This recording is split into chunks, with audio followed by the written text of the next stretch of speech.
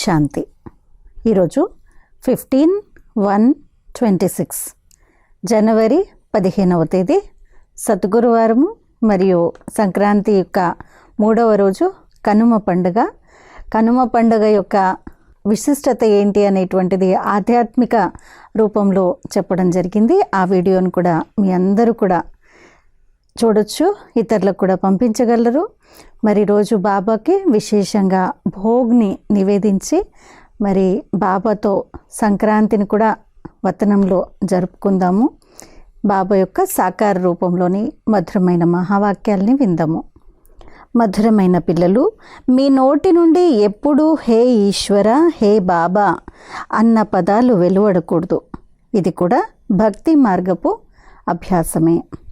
మీ నోటి నుండి ఎప్పుడూ హే ఈశ్వర, హే బాబా అన్న పదాలు వెలువడకూడదు. ఇది కూడా భక్తి మార్గపు అభ్యాసమే. ఈరోజు ప్రశ్న, పిల్లలైన మీరు శ్వేత వస్త్రాలను ఎందుకు ఇష్టపడతారు? ఇది ఏ విషయానికి ప్రతీక? ఎందుకని వేసుకుంటాము, ఎందుకు ఇష్టపడతాం శ్వేత వస్త్రాలు? జవాబు, ఇప్పుడు మీరు ఈ పాత ప్రపంచం నుండి జీవిస్తూ మరణించారు, కావుననే మీకు శ్వేత వస్త్రాలంటే ఇష్టము. ఈ శ్వేత వస్త్రాలు మృత్యువుకి ప్రతీక. చనిపోయినప్పుడు వారిపైన కప్పేటువంటి వస్త్రం కూడా తెల్లటి వస్త్రాన్ని కప్పుతారు. సో శ్వేత వస్త్రాలంటే మృత్యువుకి ప్రతీక. ఎప్పుడైనా ఎవరైనా మరణిస్తే వారిపైన కూడా తెల్ల వస్త్రాలను కప్పుతారు. పిల్లలైన మీరిప్పుడు మరజీవాలుగా అయ్యారు. ఓం శాంతి. ఆత్మిక తండ్రి కూర్చొని ఆత్మిక పిల్లలకు వివరిస్తారు. ఆత్మిక అన్న పదాన్ని వాడకుండా కేవలం తండ్రి అని అన్నా సరిపోతుంది. తండ్రి కూర్చొని పిల్లలకు అర్థం చేయిస్తారు. అందరూ స్వయాన్ని సోదరులము అని పిలుచుకుంటారు, కావున తండ్రి కూర్చొని పిల్లలకు అర్థం చేయిస్తారు. అందరికీ అర్థం చేయించారు కదా. అందరూ స్వయాన్ని సోదరులుగానే భావిస్తారు. గీతలో భగవాను వాచ అని వ్రాయబడి ఉంది. ఇప్పుడు భగవాను వాచ ఎవరిని గూర్చి? అందరూ భగవంతునికి పిల్లలు, వారు తండ్రి, కావున భగవంతుని పిల్లలందరూ సోదరులు. భగవంతుడే అర్థం చేయించుంటారు, రాజయోగాన్ని నేర్పించుంటారు. ఇప్పుడు మీ బుద్ధి తాళం తెరుచుకుంది. ప్రపంచంలో ఇంకెవ్వరికి ఇటువంటి ఆలోచనలు రాజాలవు. ఎవరెవరికైతే సందేశం లభిస్తూ ఉంటుందో వారు స్కూల్లోకి వస్తూ ఉంటారు, చదువుకుంటూ ఉంటారు. మొట్టమొదటి ముఖ్యమైన విషయం, జ్ఞానసాగరుడు పతిత పావనుడు గీత జ్ఞానదాత శివ భగవాను వాచ. వారికి మొట్టమొదట వీరికి నేర్పించేవారు లేక అర్థం చేయించేవారు ఎవరు అన్నది తెలియాలి. తాను పరమాత్మ, జ్ఞానసాగరుడు నిరాకారుడు, వారు సత్యము, కావున వారు సత్యమే తెలియజేస్తారు. మరి అందులో ఎటువంటి ప్రశ్న ఉత్పన్నమవ్వజాలదు. మొట్టమొదట ఈ విషయంపై అర్థం చేయించాలి. మాకు పరంపిత పరమాత్మ బ్రహ్మ ద్వారా రాజ్యోగాన్ని నేర్పిస్తున్నారు. ఇది రాజ్య పదవి. అందరికీ తండ్రి అయిన ఆ పారలౌకిక తండ్రి కూర్చొని అర్థం చేయిస్తున్నారు. వారందరికన్నా గొప్ప అథారిటీ అన్న నిశ్చయం ఎవరికైతే ఏర్పడుతుందో వారికి ఇంకెటువంటి ప్రశ్నలు ఉత్పన్నమవ్వజాలరు. తాను పతిత పావనుడు, కావున వారు తప్పకుండా తమ సమయానుసారంగానే ఇక్కడికి వస్తారు కదా. ఇది అదే మహాభారత యుద్ధమని మీరు గమనిస్తారు కదా. వినాశనం తర్వాత మళ్ళీ నిర్వికారి ప్రపంచం రానున్నది. ఇది వికారి ప్రపంచము. భారతదేశమే నిర్వికారికంగా ఉండేది అని మనుషులకు తెలియదు. బుద్ధిని ఏమాత్రము ఉపయోగించరు. గాడ్రేజ్ తాళం పడి ఉంది. దీని తాళం చెవి ఒక్క తండ్రి వద్దే ఉంది. కావున వారిని జ్ఞానదాత, దివ్య చక్షు విధాత అని అంటారు. వారు జ్ఞానపు 3వ నేత్రాన్ని ఇస్తారు. మిమ్మల్ని చదివించేవారు ఎవరు అన్నది ఎవరికీ తెలియదు. చదివించేది దాదాయేనని భావిస్తారు. కావుననే వారికి నమస్కరిస్తారు, ఏదో ఒకటి అంటారు. కావుననే మొట్టమొదట ఈ విషయాన్ని అర్థం చేయించండి. ఇందులో శివ భగవాను వాచ అని వ్రాయబడి ఉంది. వారే సత్యము.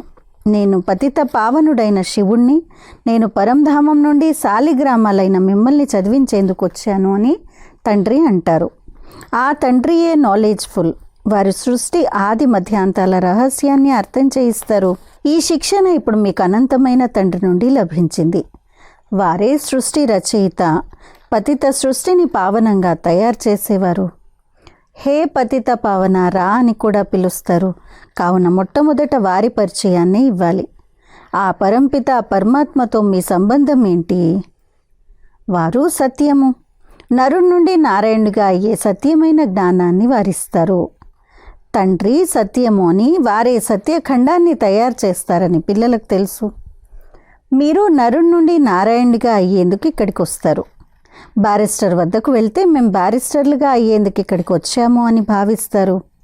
మమ్మల్ని భగవంతుడు చదివిస్తున్నారు అని ఇప్పుడు మీకు నిశ్చయం ఉంది.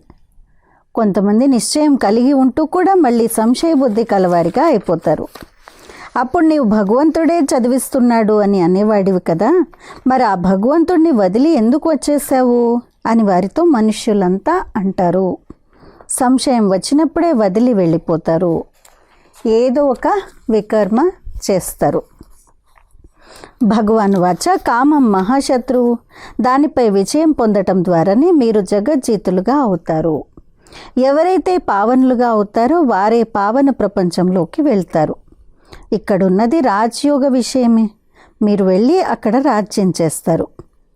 మిగిలిన ఆత్మలు ఎవరైతే ఉన్నారో వారంతా తమ లెక్కాచారాలను తీర్చుకొని తిరిగి వెళ్ళిపోతారు. ఇది వినాశ సమయము. సత్యుగ స్థాపన తప్పకుండా జరగనున్నది అని ఇప్పుడు బుద్ధి చెప్తుంది. పావన ప్రపంచము అని సత్యుగాన్ని అంటారు. మిగిలిన వారంతా ముక్తిధామంలోకి వెళ్ళిపోతారు. వారు మళ్ళీ తమ పాత్రను పునరావృతం చెయ్యాలి. పిల్లలైన మీరు పావనంగా అయ్యి పావన ప్రపంచానికి అధిపతులుగా అయ్యేందుకు మీ పురుషార్థం చేస్తూ ఉంటారు. అందరూ తమను అధికారులుగా భావిస్తారు కదా. ప్రజలు కూడా యజమానులే. మా భారతదేశము అని ఇప్పుడు ప్రజలు కూడా అంటారు కదా. గొప్ప గొప్ప వ్యక్తులు, సన్యాసులు మొదలైన వారు కూడా హమారా భారత్ అనగా మా భారతదేశము అని అంటారు. ఈ సమయంలో భారతదేశంలో అందరూ నరకవాసులుగా ఉన్నారు అని మీరు భావిస్తారు. ఇప్పుడు మనం స్వర్గవాసులుగా అయ్యేందుకు ఈ రాజ్యోగాన్ని నేర్చుకుంటున్నాము. అందరూ స్వర్గవాసులుగా అవ్వరు. ఈ జ్ఞానం ఇప్పుడు లభించింది. వారైతే కేవలం శాస్త్రాలనే వినిపిస్తారు. వారు శాస్త్రాల అథారిటీ. ఇదంతా భక్తి మార్గము.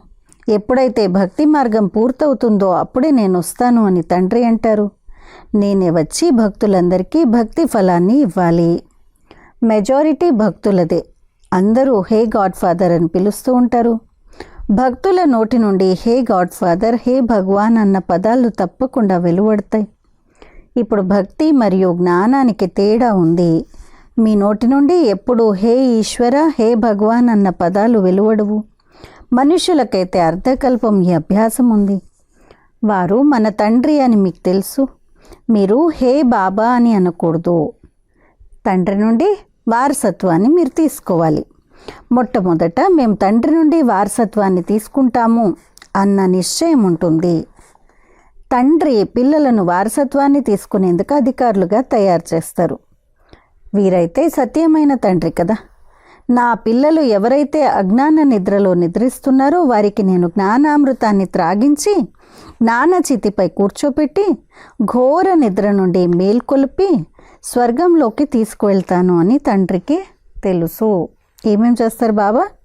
నా పిల్లలు ఎవరైతే అజ్ఞాన నిద్రలో నిద్రిస్తున్నారో వారికి నేను జ్ఞానామృతాన్ని త్రాగించి జ్ఞానచితిపై కూర్చోపెట్టి ఘోర నిద్ర నుండి మేల్కొల్పి స్వర్గంలోకి తీసుకువెళ్తానని తండ్రికి తెలుసు.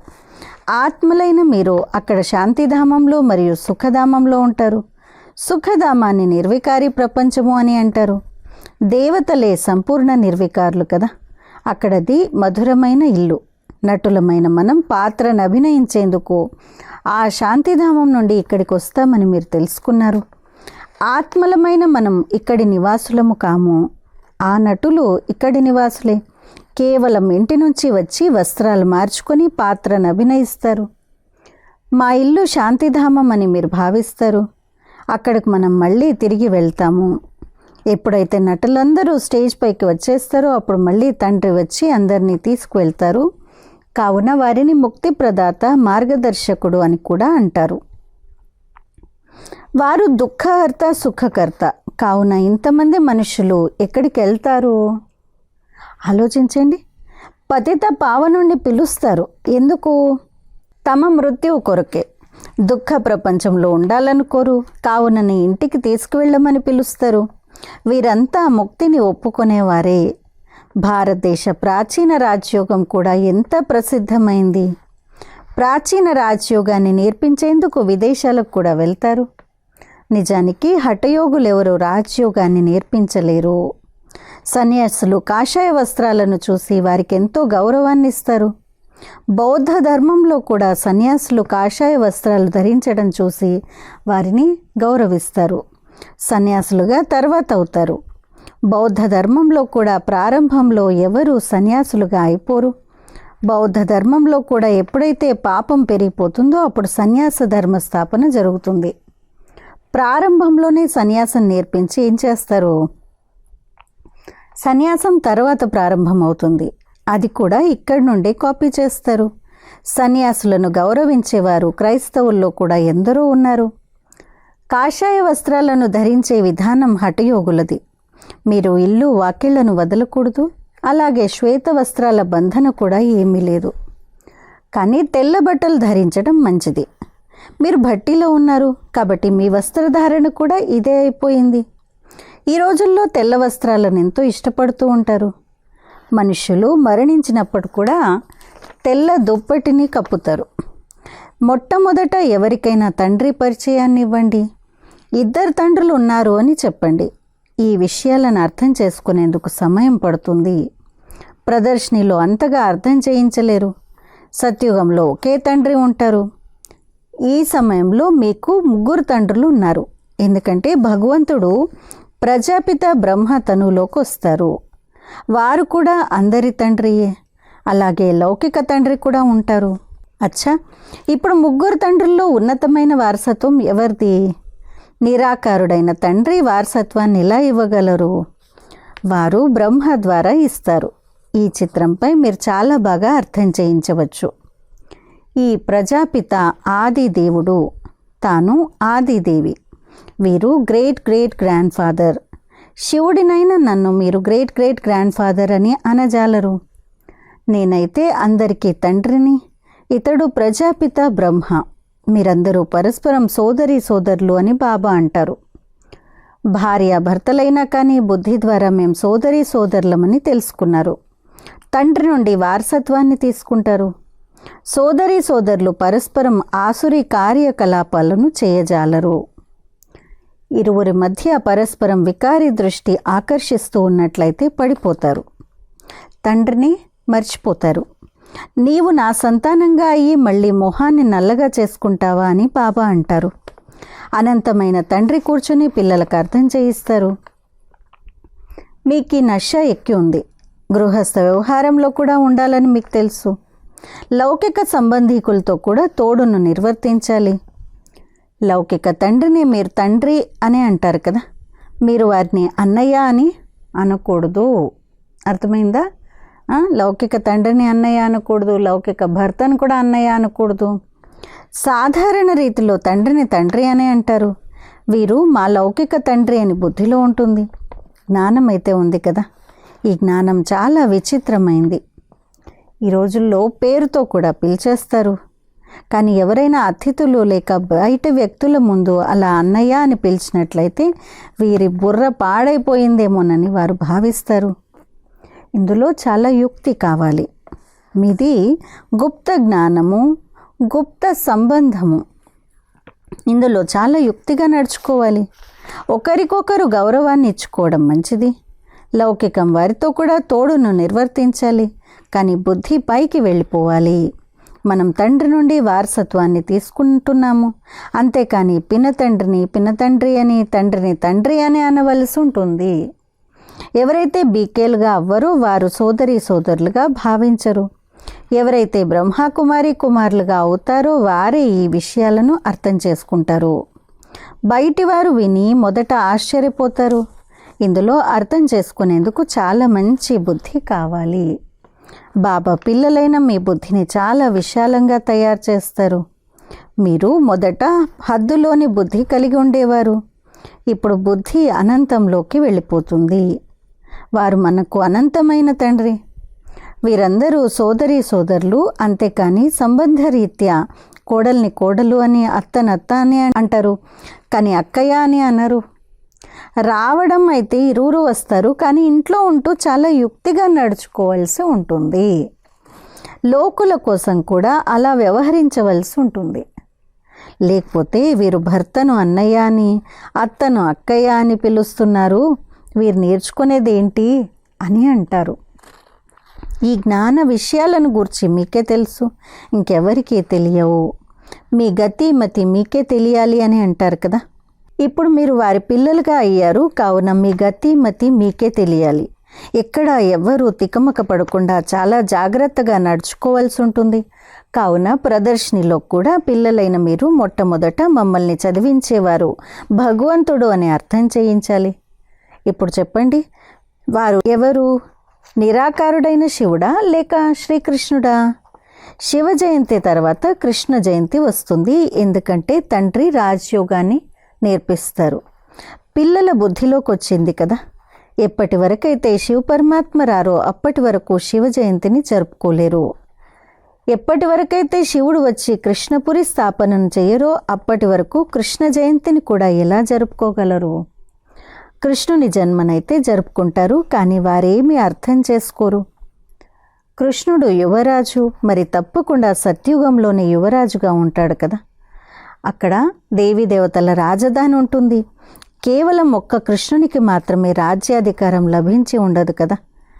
తప్పకుండా కృష్ణపురి కూడా ఉంటుంది కదా. దాన్ని కృష్ణపురి అని, దీన్ని కంసపురి అని అంటారు. కంసపురి అంతమై మళ్ళీ కృష్ణపురి స్థాపన జరిగింది కదా. అది భారతదేశంలోనే ఉంటుంది. కొత్త ప్రపంచంలో ఈ కంసుడు మొదలైన వారెవ్వరూ ఉండజాలరు. కలియుగాన్ని కంసపురి అని అంటారు. ఇక్కడ ఎంతమంది మనుషులు ఉన్నారో చూడండి. సత్యుగంలో కొద్దిమందే ఉంటారు. దేవతలు ఎటువంటి యుద్ధాన్ని చేయలేదు. ఈ పంచవికారాలపై విజయాన్ని పొందినట్లయితే మీరు జగజ్జీతులుగా అయిపోతారు. ఇందులో యుద్ధం చేసేది ఏమీ లేదు. యుద్ధము అనే మాట ఉన్నట్లయితే అది హింస అయిపోతుంది. రావణునిపై విజయాన్ని పొందాలి, కానీ అహింసాయుతంగా పొందాలి. కేవలం తండ్రిని స్మృతి చేయడం ద్వారా మన వికర్మలు వినాశనమవుతాయి. యుద్ధాలు మొదలైన వాటి విషయం ఏమీ లేదు. మీరు తమో ప్రధానులుగా అయిపోయారు. ఇప్పుడు మీరు మళ్ళీ సతో ప్రధానులుగా అవ్వాలి అని తండ్రి అంటారు. భారతదేశ ప్రాచీన రాజయోగం ఎంతో ప్రసిద్ధమైంది. నాతో బుద్ధి యోగాన్ని జోడించినట్లయితే మీ పాపాలు భస్మమైపోతాయి అని తండ్రి అంటారు. తండ్రి పతిత పావనుడు, కావున వారితో బుద్ధి యోగాన్ని జోడించాలి. అప్పుడే మీరు పతితుల నుండి పావనులుగా అయిపోతారు. ఇప్పుడు ప్రత్యక్షంగా మీరు వారితో యోగాన్ని జోడిస్తున్నారు. ఇందులో యుద్ధం విషయం ఏదీ లేదు. ఎవరైతే బాగా చదువుకుంటారో మరియు తండ్రితో యోగాన్ని జోడిస్తారో వారే తండ్రి నుండి వారసత్వాన్ని పొందుతారు. अच्छा, मीठे मीठे सिकिलदे बच्चों प्रति माता पिता बाप दादा का याद प्यार और गुड मॉर्निंग. रूहानी बाप की रूहानी बच्चों को नमस्ते. हम रूहानी बच्चों के रूहानी माता पिता बाप दादा को याद प्यार गुड मॉर्निंग और नमस्ते. ధారణ కొరకు ముఖ్య సారము: సోదర దృష్టిని అభ్యాసం చేస్తూ కూడా లౌకిక బంధనాలతో తోడును నిర్వర్తించాలి. చాలా యుక్తిగా నడుచుకోవాలి. వికారి దృష్టి ఏమాత్రము ఉండకూడదు. వినాశ సమయంలో సంపూర్ణ పావనంగా అవ్వాలి. 2. బాబా ద్వారా పూర్తి వారసత్వాన్ని తీసుకునేందుకు చదువును బాగా చదువుకోవాలి మరియు పతిత పావనుడైన తండ్రితో యోగాన్ని జోడించి పావనంగా అవ్వాలి. ఈరోజు వరదానము: మాస్టర్ రచయిత భవ. తమ సంపూర్ణత యొక్క ఆధారంపై సమయాన్ని సమీపంగా తీసుకువచ్చే మాస్టర్ రచయిత భవ. తమ సంపూర్ణత యొక్క ఆధారంపై సమయాన్ని సమీపంగా తీసుకువచ్చే మాస్టర్ రచయిత భవ. సమయం మీ రచన మరియు మీరు మాస్టర్ రచయితలు. రచయితలు రచన యొక్క ఆధారంపై నడవరు. రచయిత రచనను ఆధారంగా చేసుకుంటాడు. కావున సమయం దానంతటా అదే సంపూర్ణంగా చేసేస్తుంది అని ఎప్పుడూ భావించకండి. మీరు సంపూర్ణంగా ఈ సమయాన్ని సమీపంగా తీసుకురావాలి. ఏదైనా విఘ్నం వస్తే అది సమయానుసారంగా తప్పకుండా పోతుంది కూడా. కానీ సమయానికి ముందే పరివర్తన శక్తి ద్వారా దాన్ని పరివర్తన చేసినట్లయితే దాని ప్రాప్తి మీకు లభిస్తుంది. కానీ సమయం యొక్క ఆధారంపై దాన్ని పరివర్తన చేసినట్లయితే దాని ప్రాప్తి మీకు లభించదు. స్లోగన్: కర్మ మరియు యోగం యొక్క బ్యాలెన్స్ను ఉంచేవారే సత్యమైన కర్మయోగులు. కర్మ మరియు యోగం యొక్క బ్యాలెన్స్ను ఉంచేవారే సత్యమైన కర్మయోగులు. ఈరోజు అవ్యక్త ప్రేరణ: ఈ అవ్యక్త మాసంలో బంధనముక్తులుగా ఉంటూ జీవన్ముక్త స్థితిని అనుభవం చేసుకోండి. కర్మేంద్రియాల ఆధారం ఉన్నంత వరకు కర్మనైతే చేయాల్సిందే, కానీ కర్మ బంధనం ఉండకూడదు. కర్మ సంబంధం ఉండాలి. జీవన్ముక్త అవస్థ అనగా సఫలత కూడా ఎక్కువగా ఉండాలి, మరియు కర్మల భారం కూడా ఉండకూడదు. ముక్తులుగా ఉన్నవారే ఎల్లప్పుడూ సఫలతామూర్తులుగా ఉంటారు. జీవన్ముక్త ఆత్మ ఎల్లప్పుడూ విజయం నిశ్చితము, సఫలత జన్మసిద్ధ అధికారము అని వెంటనే అంటుంది. అచ్చా, ఈరోజు అవ్యక్త మాసం యొక్క స్పెషల్ పురుషార్థంలో భాగంగా స్వమానము: నేను బ్రహ్మబాబా సమానంగా సర్వబంధనాలతో ముక్తుడను మరియు జీవన్ముక్త ఆత్మను. ఈరోజు योगाभ्यासము: मैं आत्मा कर्मेंद्रियों का आधार लेकर कर्म करने वाली सफलता मूर्त हूँ. कर्म के बंधन से मुक्त सदा निश्चित विजयी का अनुभव कर रही हूँ. నేను ఆత్మను కర్మేంద్రియాల ఆధారాన్ని తీసుకుని కర్మ చేసేటువంటి సఫలతామూర్తులను. కర్మ యొక్క బంధనాలతో ముక్తుడుగా సదా నిశ్చిత్ విజయి అంటే నా విజయం తథ్యము అనేటువంటి అనుభవాన్ని చేస్తున్నాను. ఏం చేయాలి? నేను ఆత్మ కర్మేంద్రియాల ఆధారంగా తీసుకుని కర్మను చేసేటువంటి సఫలతామూర్తుడను. కర్మ యొక్క బంధనాల నుండి ముక్తుడిగా సదా ఫిక్స్డ్ విజయం అంటే విజయం తథ్యము అనేటువంటి అనుభవాన్ని చేస్తున్నాను. ఈరోజు ధారణ: कर्म करते अटेंशन रहे कि मैं आत्मा कर्मेंद्रियों का आधार लेकर कर्म कर रही हूँ. కర్మలు చేస్తూ అటెన్షన్ని పెట్టాలి. నేను ఆత్మను కర్మేంద్రియాల ఆధారాన్ని తీసుకుని కర్మలు చేస్తున్నాను. కర్మేంద్రియాల ఆధారాన్ని తీసుకుని కర్మలు చేస్తున్నాను అనేటువంటి అటెన్షన్ని పెట్టాలి. నేను ఆత్మను అనే అటెన్షన్ని పెట్టాలి. ఇదే మన యొక్క ఈరోజు పురుషార్థము. ఈ రోజుతో సంక్రాంతి పండుగ ముగుస్తుంది మరియు కనుమ పండుగ యొక్క రహస్యాన్ని వివరణను మీరందరూ వినగలరు. అచ్చా, ఓం శాంతి.